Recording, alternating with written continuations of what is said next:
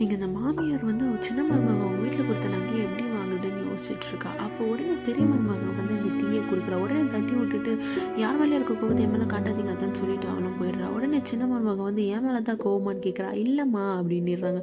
உடனே பையன்கிட்ட போய் அவள் வீட்டில் கொடுத்த நகையை எப்படா வாங்குவான்னு கேட்குறாங்க. உடனே அவளை அது அவங்க நகைமா எப்படி வேணாலும் தருவாங்கன்னு சொல்லிட்டு அவனும் போயிடுறான். அப்போ இவன் சாப்பிட்டுட்டே இருக்கும்போது இவங்க போய் நைஸ் பண்ணுறாங்க. சும்மா கேட்ட மாட்டா அது ஏன் நகை எப்போ வேணாலும் தருவாங்கன்னு இவன் மூஞ்சாராச்ச மாதிரி சொல்லிடுறா. அப்புறம் இவன் திடீர்னு டீ குடிச்சிட்டே இருக்கும்போது இவளுக்கு உடனே வாமிட் வந்துடுது. உடனே என்ன ஆயிடுதுன்னா எல்லாரும் வந்து குட் நியூஸான்னு கேட்குறாங்க. இவளும் ஆமான்னுடுறா. உடனே அவங்க மாமியார் உடனே பெரியம்மாள் முதல்ல பார்த்து உனக்கு தான் இதுக்கெல்லாம் வைக்க இல்லையே, நீலாம் சிரிக்கவே கூடாது போன்னு சொல்லிடுறாங்க. அவளும் அழுதுகிட்டே போயிடுறா. மறுநாள் பார்த்தா சின்ன மருமக பெருக்கிட்டே இருக்கிறா.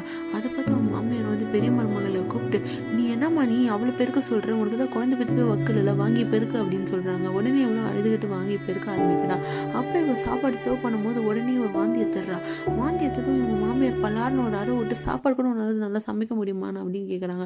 உடனே அதை பார்த்து அவங்க வீட்டுக்கார் வந்து என் பொண்டாட்டியை டெய்லி இப்படி தான் நீ ட்ரீட் பண்ணுறியான்னு சொல்லிடுறாரு. இவரும் அழுதுகிட்டே போய் கட்டி பிடிக்கிறா. கட்டி பிடிச்ச உடனே தனியாக கூட்டிட்டு போய் இவங்க 2 பேரும் மனசு விட்டு பேசிகிட்டு இருக்காங்க.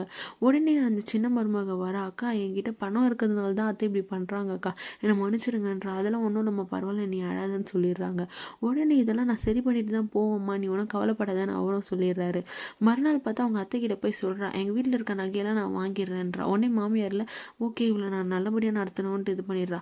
அப்புறம் வெளியே சவுண்ட் கேட்குதுன்னு போய் பார்க்குறான். அந்த அக்கா வந்து ஒழுங்காக துணியை துவைக்க மாட்டுறாங்கன்றா. சரிம்மா உனக்கு நான் துவைச்சி தரேன்ட்டு எல்லா துணியும் அவங்க அத்தை மேலே தலையில் கட்டிடுறாங்க. அவங்க பையனை வந்து இந்தா இதையும் துவைச்சி கொடு அப்படின்னு சொல்லிடுறான். உடனே அவங்க துவைக்க வச்சிடுறாங்க. மறுநாள் பார்த்தா அவங்க சின்ன மருமக வேணுட்டே டீயை ஊற்றி விட்டுடுறா. அவங்க மாமியார் வந்து பார்த்துட்டு யாரும்மா ஊற்றுனா, நான் தான் தெரியாமல் ஊற்றிட்டேன், இருமா அவளை க்ளீன் பண்ண சொல்கிறேன்னு. அவங்க புருஷன் வந்து நாங்கள் வெளியே